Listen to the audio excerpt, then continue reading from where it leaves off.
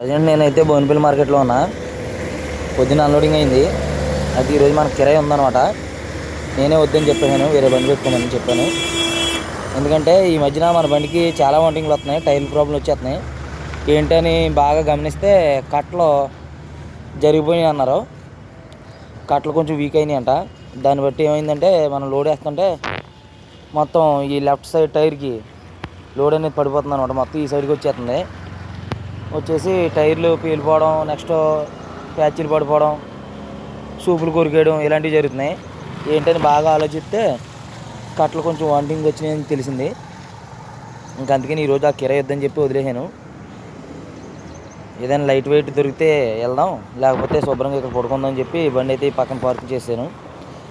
మనకైతే రేపు మార్నింగ్ పెరవలకి ఇంటి సామాను కిరాయి అయితే వచ్చిందనమాట. అది వేసుకొని వచ్చేస్తాను. వచ్చేసిన తర్వాత శుభ్రంగా బండి బాగు చేయించాలి. ఆ కట్టల వాంటింగు, నెక్స్ట్ కొత్త టైర్లు వేయించాలి వెనకాల. అదిగో నిన్న ఆ టైర్ మీద వచ్చింది. కరెక్ట్గా ఎక్కడ దాకా వచ్చిందంటే మన వైరా టోల్గేట్ దగ్గర దాకా వచ్చింది. వచ్చిన తర్వాత గాలి అనేది తగ్గిపోయింది.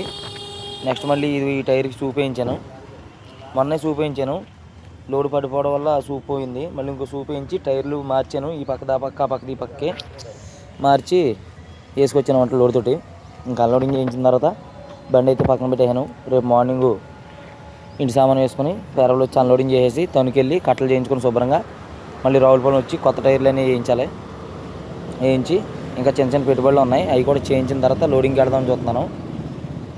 ఇంకా నెక్స్ట్ ఇంకో విషయం నేను చెప్పకూడదు కానీ చెప్తున్నాను. అదేంటంటే మన బండిని అమ్మేద్దాం అనుకుంటున్నాను, కొత్త బండి తీసుకుందాం అనుకుంటున్నాను.